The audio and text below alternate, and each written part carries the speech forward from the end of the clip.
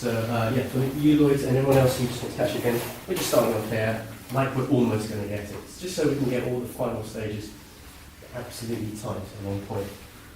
You don't have to lift your head up, let me do the job because it encourages me to remember. So lift the head up so we can get that bite.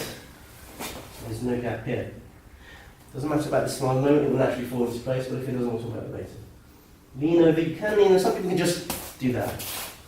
I find I have to actually go on my elbow a little bit so I can really lift my foot off the ground. Then I stick in for a triangle choke. Remember to engage that foot, so really flex it. Good. Okay. Go back here, push the arm across, and lean into that tricep. Across the glute. Joe spotted something that was really crucial to the success of the technique, and we'll talk about this a little later on in the lesson. But I need to be quite high up. You simply can't do this technique from sitting on his belly. Look, there's a huge gap here, and I can't even get the lock in, and he's just chilling. It's not even under any pressure, right? Unless there's an arm up, but you know, do that later.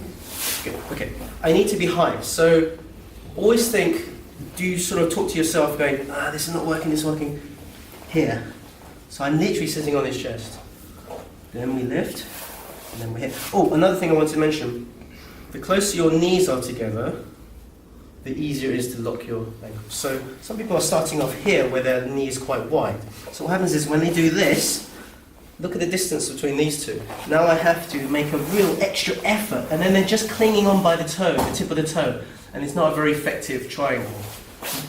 The point I wanted to make is, yes, I'm high, my knee is trapping his arm here, I lift, there's a good bite here, and look, my ankle is right over my knee here.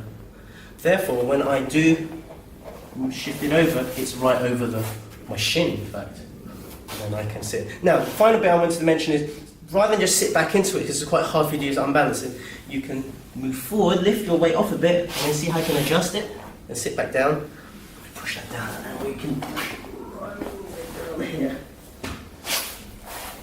And I'm squeezing my thighs together as well as pressuring down here. Okay? If you've got everything correct, especially if you're high up, I'm going to release it so if you're high up, you're tight, you can get the tap. But not everything goes to plan. So what happens is you're in this position here and you're still high up, but you've got very, very strong legs, or you're just not going to get that bit. Even if you lean all the way here, you're just not going to get that bit. And without that bit, I don't think you're going to finish it from this position. What you can do is grab your shin very tight to the head, not too loose. Definitely don't grab your instep or your toes. Grab your shin so it's already formed the triangle. You roll slightly forward and over your shoulder. Don't barrel roll sideways. That's the incorrect way to do it. You're rolling slightly that way, in that direction. See, I'm kind of going forward. Now, as soon as you're here, look, you not break the circuit.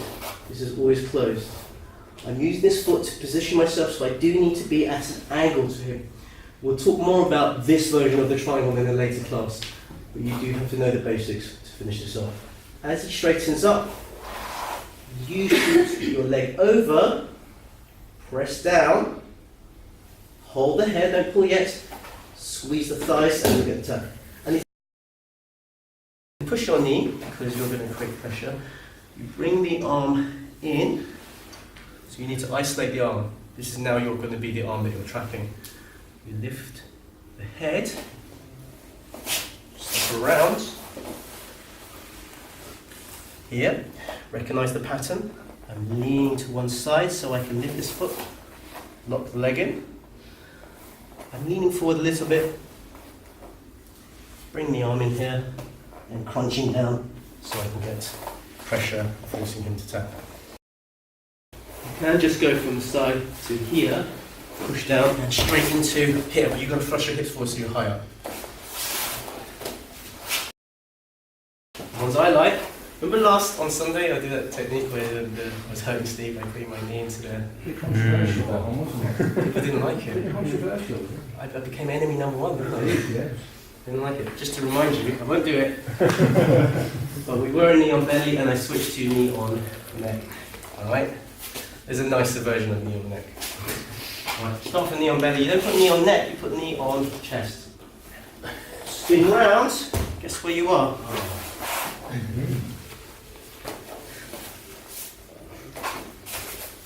Back again. All right. Maybe we'll do those on Sunday.